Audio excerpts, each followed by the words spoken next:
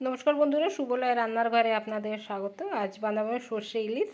নিয়েছি 5 পিস ইলিশ মাছ আছে, 2 চামচ সর্ষে নিয়েছি কালো, এদিকে 5টা কাঁচা লঙ্কা, একটা বড় চামচের 1 চামচ পোস্ত, এদিকে নিয়েছি লবণ হলুদ। প্রথমে লবণ হলুদ মেখে মাছটাকে আমি হালকা করে ভেজে নেব।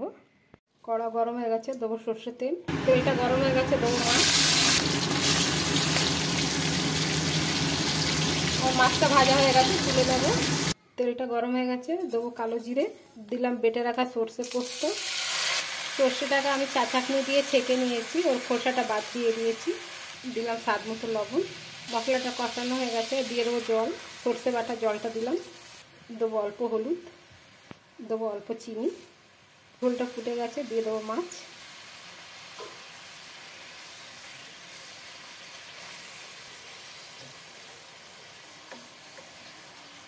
দিয়ে দিলাম 3টে চেরা কাঁচা লঙ্কা। আমার মাছটা হয়ে গেছে বন্ধুরা, আমি নামিয়ে নেব। আমার সর্ষে ইলিশটা রেডি হয়ে গেছে বন্ধুরা। যদি আপনাদের আমার এই ভিডিওটা ভালো লেগে থাকে তাহলে লাইক, কমেন্ট, সাবস্ক্রাইব অবশ্যই করবেন। ধন্যবাদ।